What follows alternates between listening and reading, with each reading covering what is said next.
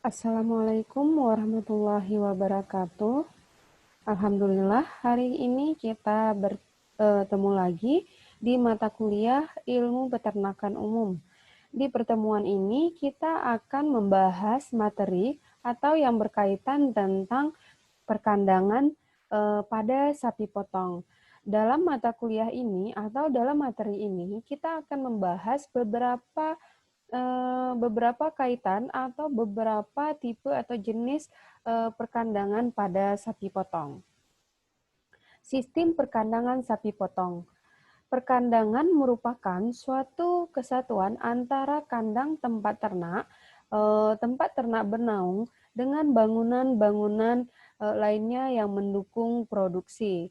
Jadi, dalam hal ini, perkandangan merupakan rumah daripada sapi potong atau ternak tersebut, di mana ternak tersebut melakukan aktivitasnya, baik itu pertumbuhan, kemudian reproduksi maupun produksi. Perkandangan terdiri dari bangunan seperti adanya kantor pengelola, kemudian adanya rumah pengembala, kemudian adanya kandang dan adanya gudang, kemudian diikuti dengan jalan, adanya drainase, lapangan pengangonan atau di situ disebut pada pengembalaan, kemudian adanya kebun hijauan pakan, yaitu adanya padang rumput, kemudian adanya tempat pembuangan kotoran. Kandang. Ada beberapa dari kandang yang harus kita lihat atau yang harus kita pastikan, yaitu seperti jika itu kandang, yaitu jenis dari kandang tersebut, tipe kandang harus disesuaikan dengan sapi atau jumlah sapi yang ada di kandang tersebut. Jika itu ada, nanti kita akan membahas kandang pejantan, kandang betina, kemudian ada nanti dia kandang pada saat beranak, kemudian ada kandang produksi maupun reproduksi. Selain itu, kita harus mengetahui lokasi kandang.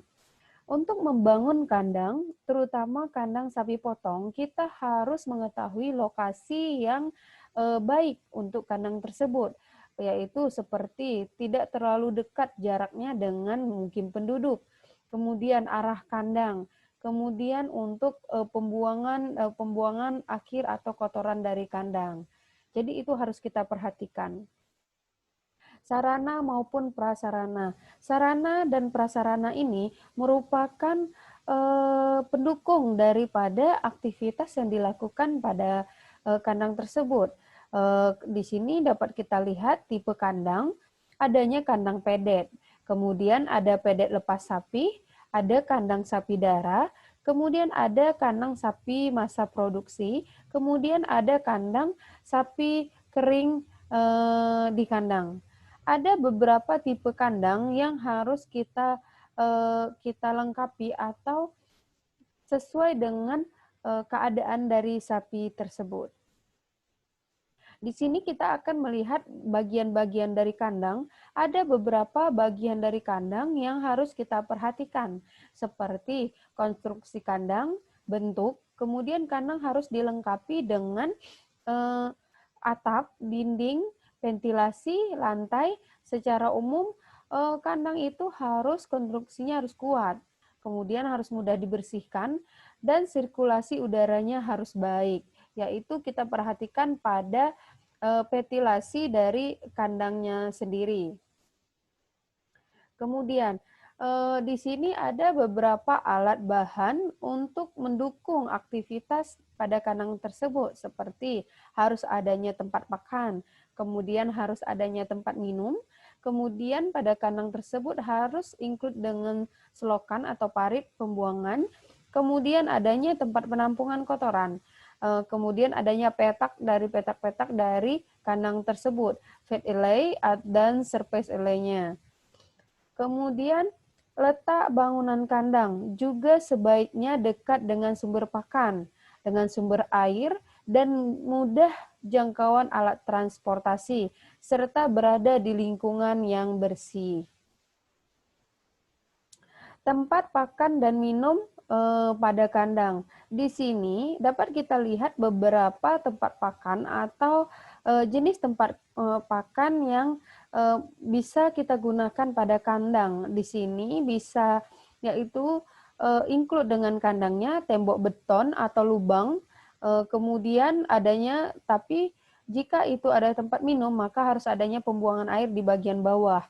Atau di sini bisa kita menggunakan beberapa hal lainnya, seperti jika air minum bisa kita gunakan menggunakan ember, tetapi untuk pakan itu tidak disarankan. Kemudian ada ukuran tertentu untuk tempat pakan, seperti lebarnya di sini dapat kita lihat yaitu 0,6 meter, tingginya juga 0,6 meter, jadi petak sepersegi seperti itu. Kemudian panjangnya beserta tempat minum selebar tempat dari ternak tersebut. Jadi mudah dijangkau oleh sapi potong atau ternak yang ada di kandang tersebut. Kandang perlu diberikan perlengkapan kandang agar memudahkan pekerjaan yang dilakukan di kandang dan menghemat waktu seefisiensi mungkin. Perlengkapan kandang yang harus ada setiap kandang seperti adanya skop, kemudian sapu lidi, selang air, sikat, ember, dan kereta dorong, di mana bahan tersebut atau sarana prasarana tersebut yang akan mendukung aktivitas di dalam kandang. Syarat kandang, ada beberapa syarat yang harus memenuhi atau yang harus dipenuhi oleh kandang atau pembuatan kandang, yaitu bahan kandang dari kayu atau bambu yang harus kuat, kemudian letak kandang terpisah dari rumah dan cukup jauh jaraknya, yaitu mukim penduduk, lantainya dari semen atau tanah yang dipadatkan, kemudian harus mudah atau lebih tinggi dari tanah sekitarnya, agar mudah dibersihkan.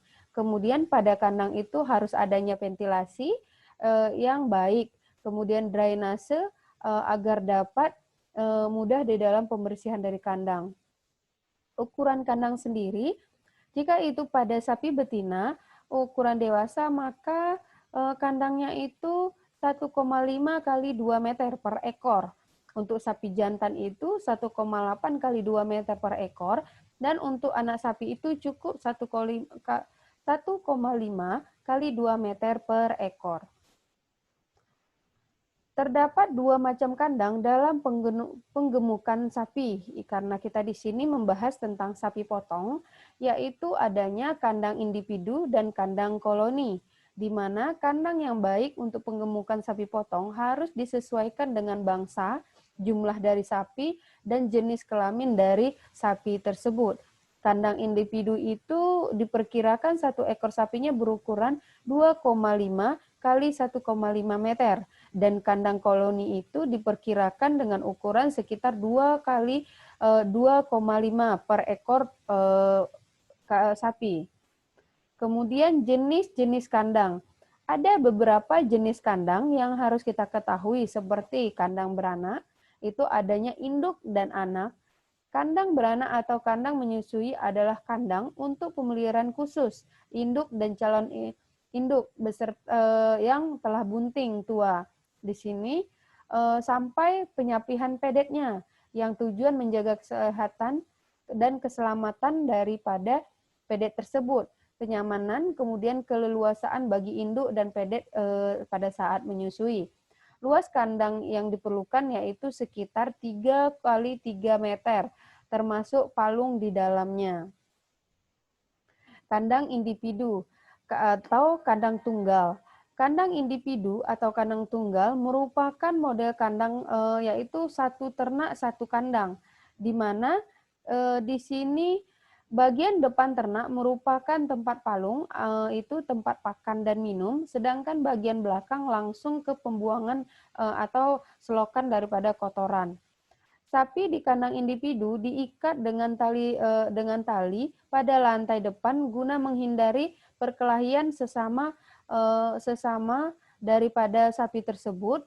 Kemudian luas disarankan di sini yaitu sesuai dengan tubuh sapi atau besar dari sapi tersebut, Atau di sini bisa dikatakan jika panjangnya itu 2,5 meter dan lebarnya itu 1,5 meter per ekornya.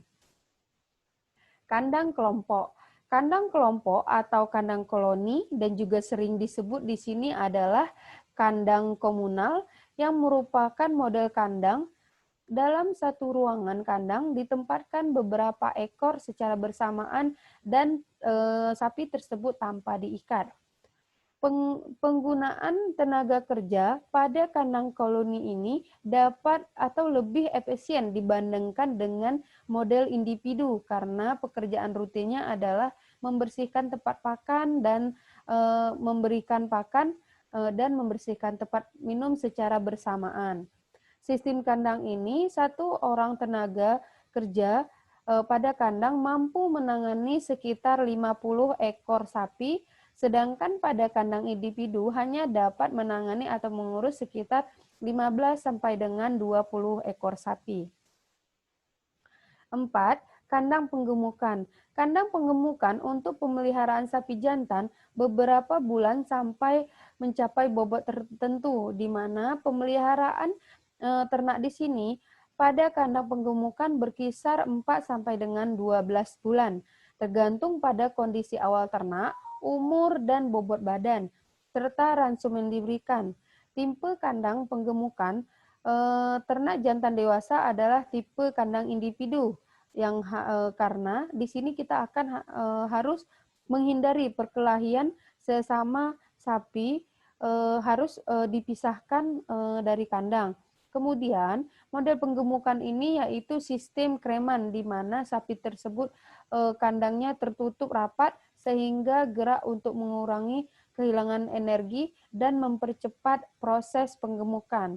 Jadi, pada kandang kreman ini, sapi hanya tetap di kandang saja dan mengurangi gerak daripada sapi tersebut dan hal itu akan mengakibatkan atau berefek kepada mempercepat proses penggemukan. Kandang jepit. Di sini dapat kita katakan kandang jepit atau kandang paksa yang dikenal adalah kandang yang digunakan pada kegiatan yaitu seperti IB, kemudian perawatan kesehatan, yaitu seperti potong kuku dan hal lainnya. Banyak fungsi dari kandang jepit ini, yaitu tetapi kandang jepit ini harus memiliki konstruksi yang sangat kuat karena di sini untuk menahan geraknya sapi dan ukuran kandang ini dapat mencapai sebesar 110 cm, lebarnya sebesar 70 cm, kemudian tingginya itu 110 cm. Kandang jepit ini digunakan per ekor sapi pada saat perkawinan IB maupun perawatan kesehatan. Pada bagian sisi depan kandang dibuat palang untuk menjepit leher dari ternak atau sapi tersebut agar dapat pada saat penggunaan atau pelaksanaan IB itu lebih mudah. Kemudian kandang pejantan. Kandang pejantan untuk pemeliharaan sapi jantan yang khusus digunakan sebagai pemacek. Luas kandang pejantan ini dapat mencapai 270 cm dan lebar sisi depannya itu mencapai 200 cm. Tipe kandang jantan adalah tipe kandang yang digunakan yaitu individu yang dilengkapi dengan palung di sisi bagian depan, kemudian di bagian belakang itu ada saluran kotoran yang langsung dapat pembersihan kotoran secara langsung. Dan kandang pemacek atau kandang pejantan ini harus berkonstruksi itu sangat kuat karena dan harus dapat menahan benturan dan dorongan serta memberikan leluasa daripada pejantan tersebut. Alhamdulillah untuk pertemuan perkandangan pada sapi potong sudah selesai dan untuk diskusi kita dapat menggunakan ruang chat e-learning atau bisa langsung di email ya jika ada pertanyaan dan akan kita diskusikan pada pertemuan selanjutnya. Lebih dan kurang saya mohon maaf. Wabillahi taufik wal hidayah. Assalamualaikum warahmatullahi wabarakatuh.